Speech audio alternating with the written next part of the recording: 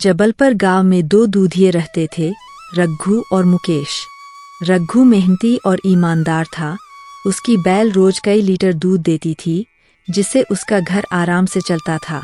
वही दूसरी और मुकेश की बैल बहुत कम दूध देती थी, जिससे उससे अपने घर खर्चा भी सही से नहीं निकाल पाता था। यही कारण था कि उसके घर का चूल्हा कभी कभी ठंडा रह जाता। लेकिन असली आग मुकेश के दिल में जल रही थी, रघु की तरक्की देखकर। अरे मुकेश भाई, देखो आज बैल ने इतना दूध दिया है कि शहर तक बेच आऊंगा। भगवान की बड़ी कृपा है। हाँ, बहुत नसीब वाले हो तुम रघु। मेरी बैल तो बस नाम की है, घर का खर्च भी मुश्किल से निकलता है। अच्छा, ये बात है क्या? कोई बात नहीं, तुम देखना एक दिन ऊपर वाला तुम्हारी जरूर सुनेगा। चलो छोड़ो ये सब बातें, तुम अंदर आओ, बैठकर चाय पीते हैं। अरे नहीं यार रघु, फिर कभी तुम्हारी भाभी ने मुझे बाजार कुछ सामान लाने को कहा है। अगर जल्दी नहीं गया तो वो मुझ पर बहुत गुस्सा करेंगी। इतना कहकर मुकेश वहां से निकल जाता है, पर उसके मन में रघु के प्रति ईर्ष्या और जलन धीरे धीरे बढ़ती जा रही है। सुनिए जी, घर में आटा तक नहीं बचा, बच्चों के लिए दाल भी खत्म हो गई है। आखिर कब तक यूं ही चलेगा? अरे तो क्या करूं मैं, ये कम दूध देने वाली बैल मेरे ही गले पड़नी थी, यही मेरी किस्मत बिगाड़ रही है। अगर मेरे पास रघु जैसी बैल होती तो देख लेना मैं भी कितना पैसा कमाता। देखिए, मेहनत से भी किस्मत बदली जा सकती है। दूसरों की चीज देखकर आपको ऐसे जलना नहीं चाहिए। अरे तू समझती नहीं, मेहनत से कुछ नहीं होता। अब मुझे चालाकी करनी ही होगी। आखिर कब तक हम यूं ही गरीबी में अपनी जिंदगी निकालेंगे। सुनो जी, हमारी बैल सच में वरदान है। देखो कितना पौष्टिक और ज्यादा दूध देती है। हाँ भाग्यवान, ये सब भगवान का दिया है। मैं तो रोज यही दुआ करता हूँ भगवान से कि सबका घर यूं ही हरा भरा और खुशहाल रहे। रघु अपनी मेहनत और ईमानदारी से संतुष्ट था, पर उसे भनक तक नहीं कि उसके पड़ोसी उसकी खुशियों का दुश्मन बन चुके हैं। एक काली और गहरी रात जब पूरा गांव नींद में डूबा हुआ था, तब मुकेश दबे पांव रघु के आंगन में पीछे से घुसकर गाय तक पहुंच जाता है। वो पहले इधर उधर देखता है और फिर धीरे धीरे से गाय की रस्सी खोल देता और उसको लेके गांव के बाहर वाले रास्ते पर जाने लगता है। आज से ये बैल मेरी किस्मत बदल देगी। मूर्ख रघु, अब तेरा नसीब मेरा हो गया। मुकेश बैल को गांव के बाहर ले जाता है और कहीं दूर अंधेरे में गायब हो जाता है।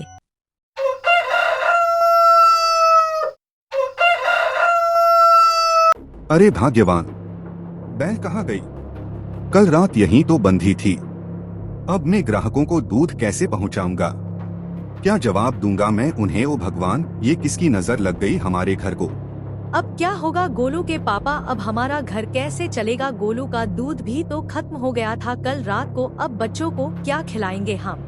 रघु के परिवार मानो पहाड़ सा टूट गया था। उसकी रोजी रोटी का सहारा उससे छिन गया था और हर तरफ बस निराशा ही दिखाई दे रही थी। अरे आओ आओ मुकेश, कहो कैसे आना हुआ? सब खैरियत तो है ना? अरे सेठ जी, आपकी दया से सब कुशल मंगल है। तो फिर आज हमारे गांव में आना कैसे हुआ? कुछ नहीं सेठ जी, बस आपके लिए एक सोने का अंडा लेके आया हूँ। अंडा? पर तुम्हारा तो दूध का कारोबार था ना? अरे सेठ जी, मैं तो बस कहावत बोल रहा हूँ।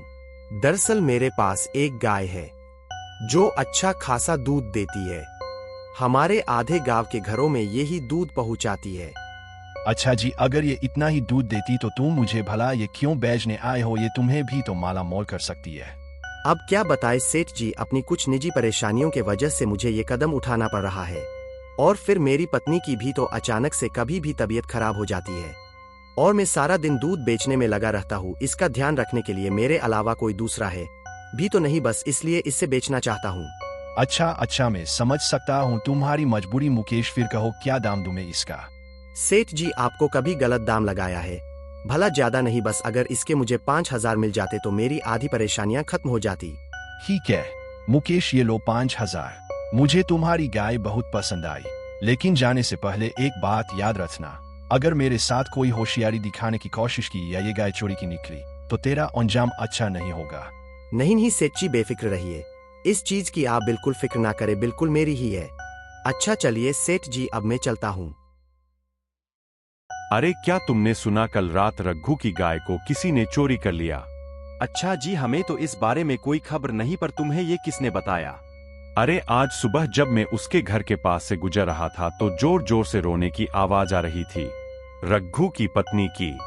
भाई पता नहीं परमात्मा, हम गरीबों की जिंदगी में ही क्यों इतने दुख लिखता है।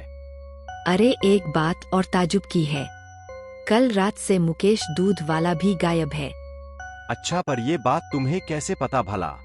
अरे हमारे घर हर रोज सुबह वो ही दूध देने आता है, पर आज जब बहुत इंतजार करने के बाद भी वो नहीं आया तो मैं खुद ही उसके घर चली गई थी। तब उसकी बीवी ने ही मुझे बताया था कि वो कल रात से गायब है। भगवान जाने बहन, अब चोरी करी तो करी किसने है।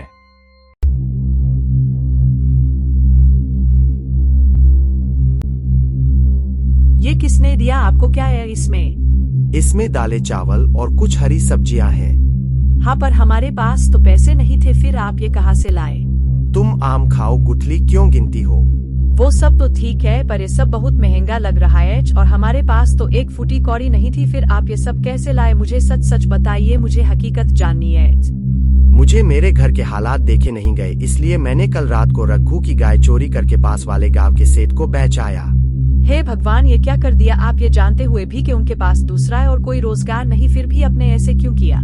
और क्या करता मैं ममता, तुम ही बताओ, तुम्हें और मुन्ना को क्या मैं भूखा मरने देता? ये सब मैंने अपने परिवार के लिए ही तो किया है। मैं ये जानती हूँ कि ये सब आपने हमारे लिए किया, पर आप खुद भी जानते हैं कि ये गलत है। अब हम क्या मुंह दिखाएंगे? समाज को कैसे नजर मिलाएंगे दुनिया वालों से? किस समाज, किस दुनिया की बात कर रही हो तुम? अगर हम भूखे मर रहे होते तो तुम्हारा समाज हमें एक निवाला तक नहीं पूछता, समझी? हाँ, पर अगर ये बात रघु या उस सेठ को पता चल गई कि आपने उनके साथ धोखा किया तो क्या होगा? वो सब मैं नहीं जानता, जो होगा देखा जाएगा। तुम अभी हम सब के लिए कुछ खाने के लिए बना दो, कल रात से मैंने कुछ नहीं खाया। ठीक है, आप हाथ मुंह धो लीजिए, तब तक मैं कुछ खाने के लिए बना देती हूँ। हाँ ठीक है। अरे पूजा, तुम कहाँ से आ रही हो और इसमें क्या लाई हो? अरे क्या बताऊं बहन, जब से रघु भाई साहब की बैल चोरी हुई तब से दुकान से ही दूध लाना पड़ता है। अरे सच में बहन, बहुत बुरा हुआ बेचारे रघु के साथ। मैं भी अभी दुकान से दूध ही लाई हूँ। तुम क्यों लाई हो? तुम्हारे वहाँ तो मुकेश दूध देके जाता था ना रोज सुबह। अरे क्या बताओ बहन, वो भी पिछले 2 से 3 दिनों से नहीं आ रहा है, पता नहीं कहाँ गया हुआ है। अच्छा तुम्हें पता है, कल दोपहर चौपार में भी सब यही बातें कर रहे थे कि कहीं रघु की बैल मुकेश ने तो नहीं चुराई जलन की वजह से। भगवान जाने बहन, चोरी किसने करी है? ऐसे किसी पे शक भी तो नहीं कर सकते। अब धीरे धीरे पूरे गांव का शक मुकेश पर गहराने लगता है, लेकिन किस्मत ज्यादा दिन तक बेईमानी का साथ नहीं देती। अरे सेठ जी, जरा 500 का छूटा मिलेगा, मुझे ग्राहक को देना है। अरे यार सरोज, अभी तो नहीं है। वो मुकेश आया था मेरे पास, उसको मैंने 5000 नगद दे दिए। क्या बात कर रहे हो सेठ जी? मुकेश अपने गांव से इतनी दूर आपसे छूटे पैसे लेने आया था? अरे नहीं मूर्ख, वो मुझे ये अपनी गाय बेच कर गया है, इसके बदले मैंने उसे पैसे दिए हैं। अच्छा जी, पर सेठ जी आपके जानकारी के लिए आपको बता दूं, ये गाय मुकेश की नहीं बल्कि उसी के गांव में रहने वाले एक और दूधिया रघु की है। क्या बात कर रहा है तू? इसका मतलब उस मुकेश ने मुझसे झूठ बोला और मैं उससे नहीं छोड़ूंगा। से धनपत सब कुछ बर्दाश्त कर सकते, लेकिन धोखा कति नहीं। अब उसको मुझसे कोई नहीं बचा सकता। सरोज की बात सुनकर सेठ गुस्से से आग बूला हो जाता है और पुलिस और रघु की गाय को मुकेश के घर ले जाता है। भला मुकेश इसने ने ऐसा चोरी क्यों शक किया? था इस पर। क्यों मुकेश, तूने मुझे धोखा दिया, दूसरे की अमानत को अपना बनाकर चोरी का माल बेचने आया था। मुझे बेचारे इस गरीब के पेट पर लात मारने चला था। तू ले जाइए इंस्पेक्टर साहब इस धोखेबाज को मेरी नजरों के सामने से। ये सिला दिया तूने हमारी दोस्ती का मुकेश। अरे मुझे घिन आती है तुम्हें अपना दोस्त कहने में। मिस्टर मुकेश, चोरी के इल्जाम में और दूसरे की अमानत को बिना उसकी इजाजत के किसी और को बेचने के जुर्म में मैं तुम्हें गिरफ्तार करता हूँ और सेठ जी से लिए हुए पैसे तुम्हें सूद समेत उनको वापस लौटाने पड़ेंगे। चोरी और बेईमानी का यही नतीजा होता है। मुझे माफ कर दो साहब, गरीबी की मार और लालच ने मुझे अंधा कर दिया था। आगे से मैं ऐसी गुस्ताखी नहीं करूंगा। पुलिस चोरी के इल्जाम में रघु को गिरफ्तार कर लेती है और बैल वापस रघु को मिल जाती है। याद रखो भाइयों, मेहनत का फल देर से सही मगर मीठा मिलता है और बेईमानी का रास्ता हमेशा बर्बादी की ओर ले जाता है।